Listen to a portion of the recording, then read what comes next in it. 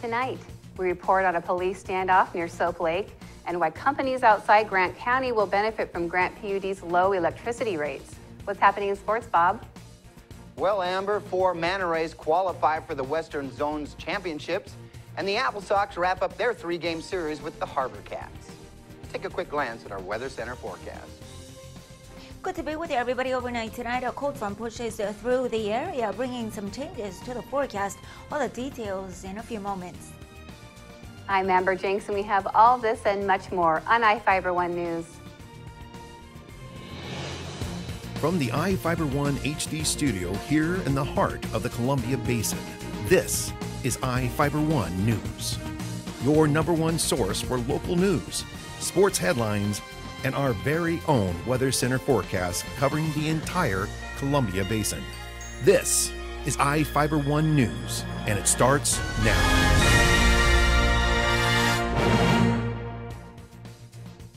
The body of a man missing since July 28th after saving 2 children caught in the current in the Columbia River near Mattawa was recovered Saturday. According to the Franklin County coroner, the Columbia Basin Dive Rescue Team from the Tri-Cities recovered the body of Yakima resident Luis Alfredo Garcia Munoz on a small island in the Columbia River near Pasco. Garcia Munoz was missing since last week after he dove into the river near the Vernita Bridge south of Mattawa to save 3 young children caught in a current. The victim was reportedly swept away by the current after helping 2 of the children to shore. The 3rd child made it to the shore safely. A police standoff with a shooting suspect near Soap Lake ended peacefully Sunday night after the suspect was given an e-cigarette. Reporter Joe Utter has the details. A man allegedly shot at 2 people before a standoff with police near Soap Lake on Sunday. Jason McElwain, a 32-year-old Soap Lake man, reportedly surrendered after demanding cigarettes from negotiators. He was given an e-cigarette and was arrested shortly after. According to the Grant County Sheriff's Office, police were looking for McElwain after he allegedly shot at 2 people Sunday morning. He was later spotted in a field in the area of Road 20 Northwest and St. Andrews Road Northwest. He reportedly fled to a group of trees where he fired 3 rounds from a handgun. The Moses Lake Regional Tactical Response Team later spotted McElwain on the ground near a pond and tracked him with a camera attached to a drone provided by a private citizen. McElwain reportedly demanded cigarettes, which raised concerns he may try to start a fire in the dry field. He was given an e-cigarette and surrendered without incident. McElwain reportedly has a lengthy criminal history and was booked into Grant County Jail for being a felon in possession of a firearm. This is Joe Utter for iFIBER 1 News. A new deal allows companies outside of Grant County to benefit from Grant PUD's low electricity rates. The Grant PUD commissioners agreed to exchange energy with Shell Energy of North America. The PUD is expected to earn $38 million in revenue from Shell during the next 5 years. The commissioners voted 4-1 in favor of the agreement. Commissioner Dale Walker opposed the deal. Nippon Chemicon representative Joseph Akers voiced opposition to the deal, stating Shell offered his company the same low rates that attracted companies to Grant County, even if the company relocates to Gray Harbor, Meade, Rathdrum, Idaho, or Oregon. Akers expressed concern that Shell could draw companies away from Grant County and prevent others from locating here. He asked the commissioners on their views of potential job losses, and they did not respond. Moses Lake may install 5 new dry wells to treat storm water before it goes into the lake. The city is looking for a contractor to build at least 5 new dry wells, a pond to hold storm water, and replace 8 manhole casings. The project is estimated to cost at least $145,000. Municipal Services Director Gary Harrer said the items need to be constructed to meet state requirements that stormwater is directed away from Moses Lake and deal with flooding on Road N. The project is paid for using stormwater fee collected by the city. The Department of Ecology mandates the city participate in the program, and if it doesn't comply, it faces fines. The project is expected to take about 35 days to complete. Now we take a look at people being sought by law enforcement. This is Sheriff Tom Jones with the Grant County Sheriff's Office. Each of the people you see here have a warrant for their arrest. If you see any of these people, we ask you do not attempt to detain or apprehend them, but call us at 509-762-1160 or send us an email at crimetips@co.grant.wa.us. If the person is presenting a danger, call 911. With your help, we can bring these people to justice and make our community safer. We'll be back right after this. My name is Kat Sanderson, Managing Broker for Pillar Rock Realty Group. We love the Columbia Basin because it's our home, and we want to give back to our community by kicking off our Pay It Forward campaign. If you buy or list with us, we will donate 1% of our total proceeds to a local charity of your choice and in your name. Call us today at 754-4444 or visit pillarrockrealty.com because we are your local real estate experts. Now for your iFIBER 1 News Weather Center forecast.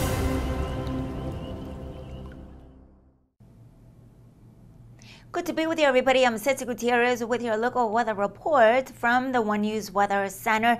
And it is brought to you by Barry Motors, one great place to buy and service a car. We begin with a quick look at your headlines across the area. We are under a red flag warning. Breezy and low humidity conditions are perfect for the development of dangerous fire weather environment across the region. But in the meantime, overnight tonight, that cold front pushing through, possibly triggering some slight chance of sprinkles across the area. Overnight tonight, becoming mostly clear. Dry weather is expected, and also the changes that cold front brings to the area are slightly cooler temperatures. Here's a quick look at the temperatures that topped out across Ephrata this afternoon. 96, average should be 90, sunset at 8:29 this evening. And across Moses Lake, a similar condition, temperatures topping out around 97, the low 66, and the sunset at 8:28 this evening. The conditions right outside your door with mostly cloudy skies, temperatures in the lower 90s. That wind pretty breezy out of the west-northwest at around 17 miles per hour. Here's a quick look at the conditions across the entire area. Inland northwest, seeing a bit of precipitation as well as across Oregon. We have that cold front pushing through the area and also drier air mass behind the system. Most unsettled weather expected to continue along inland northwest as we head into this Tuesday. Tuesday evening, heavy rains cannot be ruled out across Montana. Here's a quick look at the next few days across the entire region. We are expecting for this dry scenario to continue throughout much of the extended forecast. Dry conditions across the area as we head into this Tuesday. Clear skies across Yakima and into the Tri-Cities area. Monterey, similar scenario with those temperatures already in the upper 80s. Now along our immediate area across the basin this Tuesday afternoon, we're expecting mostly sunny skies and those temperatures remaining right around the 90-degree mark from Wilson Creek through Quincy and across Moses Lake and into Royal City around 94. Let's take a quick look at your extended forecast. We notice dry weather expected to continue, but those cooler temperatures on the way. Not very cool temperatures, but less hot temperatures, especially for Thursday. We'll be seeing readings around the mid-80s, a few degrees below where we should be for this time of the year, but already warming up as we head into Friday and into the first part of the weekend. This segment brought to you by Barry Motors, one great place to buy and service a car. Be right back with sports. To save some energy, I've used Einstein's mass energy equivalents to design the haptic suits you see in front of you. They will maintain our core body temperature while we completely turn off our heat and air conditioning. With the money we save on our Grant PUD bill, I'll be expecting that trip to Disneyland this year. You don't need to be a super genius to save energy and money. Visit grantpud.org to learn how. The Manta Rays, Anna Fair, Cora Dana, Noah Heaps, and Zachary Washburn have qualified for the Western Zones Championships. All four swimmers have demonstrated outstanding performances in their various events throughout the season. Fair was a member of the Inland Empire Senior Zones All-Stars that took first place in the LSC division. She swam the backstroke leg in the 400 medley relay that touched first in the event. This marks the initial trip to the championships for Dana. She shattered a personal best time in the 50 freestyle at the Inland Empire Championships last week and broke a team record that had stood for 22 years. Heaps and Washburn have now qualified for the Western Zones Championships 3 times. Both boys have proven to be dominating athletes in their age groups, placing among the highest in the region and eclipsing team records along the way. The Zones Championships are a stepping stone to the national competition level, so this is a huge accomplishment for the 4 athletes. The Wenatchee Apple Sox dropped a 21-10 slugfest to Victoria at home last night. It was a wild contest that had the teams combining for 32 hits in the ball game. The Harbor Cats scratched out a 2-0 lead in the top of the first. The Apple Sox knotted it in the home half of the frame. Victoria gave itself a bit of breathing room, hanging 3 runs on the board in the second and 1 in the third to break open a close fuss. Wenatchee got a run back in the bottom of the third to narrow the gap to 6-3. But that was as close as the home team got as Victoria exploded for 15 runs over the next 5 innings to blow it wide open. The Apple Sox held the Harbor Cats off the board in the 9th and produced 7 runs of their own, but it was too little, too late, and Wenatchee was blown out at Paul Thomas Field. The Apple Sox used 5 arms on the bump, trying to keep the Harbor Cats at bay, but to no avail.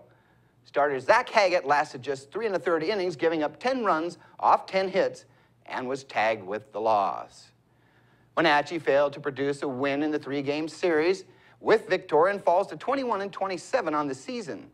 The Apple Sox open a 3-game homestand with Walla Walla on Tuesday. Well, the Mariners salvaged a series split against the Minnesota Twins with a 4-1 victory in extra innings. Sashi Iwakuma pitched 8 2/3 frames, giving up 1 earned run while striking out 8. With the game scoreless in the 9th, M slugger Nelson Cruz came up big again. Cruz launched a solo homer deep to center field, giving Seattle a 1-0 lead. It was Nelson's 29th homer of the season and his 3rd in as many games. Iwakuma had a chance for a complete game shutout, but couldn't finish the job against Brian Dozier. Dozier hit his 23rd home run of the season, launching 1 into left field and tying the game at 1-all. Seattle broke the tie in the top of the 11th when Logan Morrison smacked a double, scoring Ketel Marte from second base. Austin Jackson singled in 2 more runs, and Tom Wilhelmsen picked up the save in the bottom of the frame. Seattle takes on the Rockies in the 3-game series tonight at Coors Field. King Felix takes the mound for the Mariners. We'll be right back after this commercial break. You don't have to drive to Seattle for exceptional cancer care. Confluence Health's cancer program delivers world-class care close to home. We have a highly experienced oncology team in a state-of-the-art facility, and we're a member of the Seattle Cancer Care Alliance, which gives our patients access to world-renowned therapies developed at Fred Hutchinson, the University of Washington Medicine, and Seattle Children's. Together with the SCCA, we're delivering world-class cancer care close to home.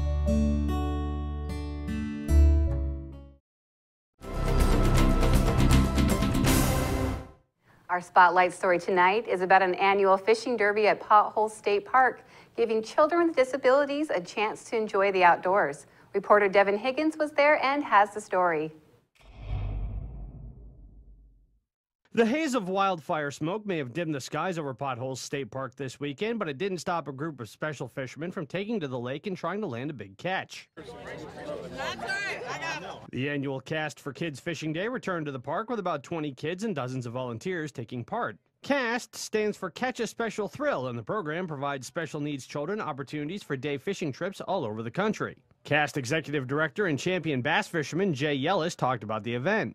Potholes has been going on for about 20 years, maybe over 20 years, and so it's a long-standing event. It's very well supported by the local bass clubs and the community, and a lot of these kids are returnees from past events, but it's just a win-win deal for everybody. The kids love it naturally. It's all about them. They're the center of attention, and a lot of these kids are disabled and they don't get a chance to get outside very much and learn about these natural resources and fishing and boating, and so that's fun. Their parents just love it because they get a chance to see often their child experience something new and realize that, hey, here's something new and I can do this, and they can take that home and apply it to other areas of life. And then the volunteers, they love just giving of their time. You know how gratifying that is Over the years, we've taken over 30,000 kids fishing and put on over 800 events around the country. And this year we're doing, I think, about 53 of these events in 22 states around the nation, and hope to keep growing it, you know, because it's something that could happen on every lake in the country. It's just a matter of finding the volunteers and to take these kids out. That's the other thing. It's not just a one-day flash in the pan.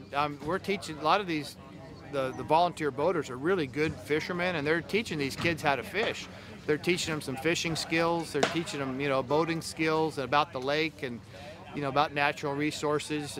There's a lot of education that goes on there too, but a lot of these kids discover, hey, fishing is fun. I want to come back and do this again. Fishing is a great activity that everybody can enjoy at some level. Out on the water, the conditions were close to perfect, and while some kids were happy to take in the boat ride, others managed to haul in fish that would make any angler jealous. Back on land, the day's festivities ended with a picnic lunch, and each child got a plaque to commemorate their experience. At Potholes State Park, Devin Higgins for iFIBER 1 News. We'll be right back after this. Quincy Foods, LLC, a subsidiary of Norpac Foods, is seeking motivated individuals to fill the positions of general laborer for their corn harvest season. They have full-time seasonal openings, must be 18 years old and older, willing to work swing shift. Great people to work for in a challenging food processing environment. Apply at 222 Columbia Way in Quincy between 8 and 5 p.m. Monday through Friday, or online through WorkSource. Quincy Foods is an equal opportunity employer.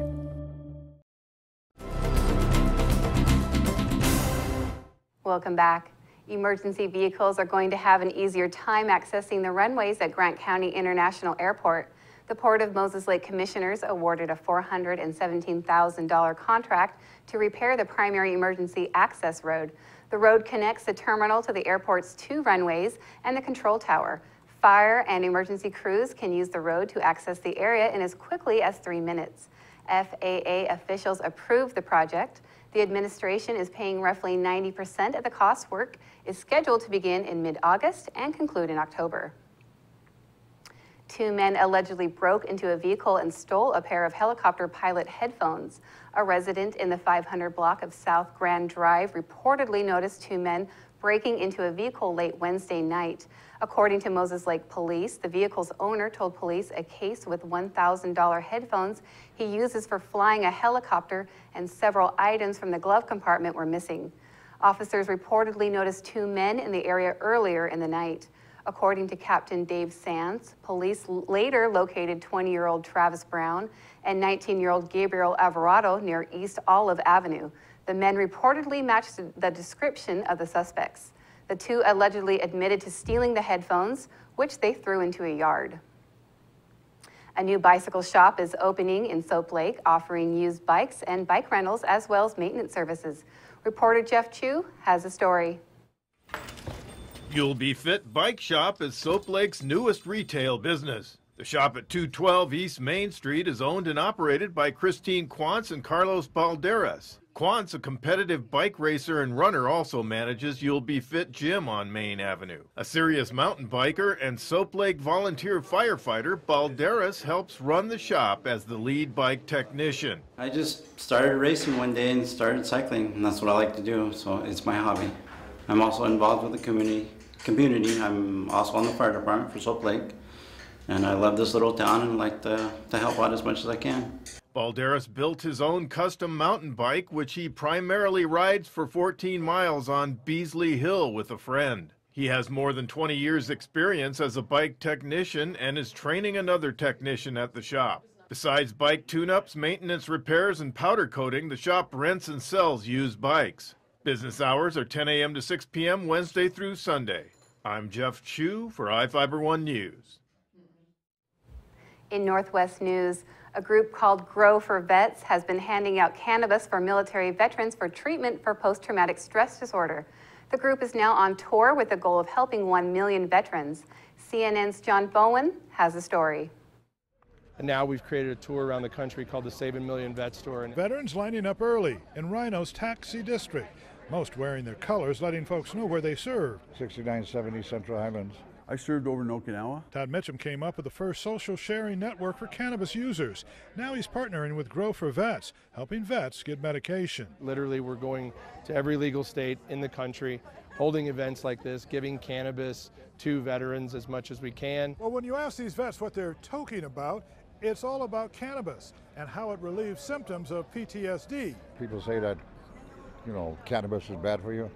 There's a lot of proof saying that it's not, that it does help people, especially with PTSD. I was diagnosed with survivor guilt, if you will, and a form of PSD. And you know what it helps me? It helps me sleep. It helps me, what I call balance, stay balanced. Grow for Vets founder Roger Martin can't understand why the Colorado Medical Board voted the way they did, in light of the fact we lose 50 vets a day, he says, to prescription drug overdoses or suicides related to depression from taking drugs for PTSD. We have vets that come to us taking 20, 25 drugs, different prescription medications every single day. Martin says it's not only vets who suffer PTSD and could be helped by medical cannabis. So many civilians have PTSD, rape victims, domestic abuse victims, victims of accidents, anybody who's been involved in a trauma. That's going to do it here for us at iFIBER 1 News. We want to thank you for watching, and we'll see you again tomorrow.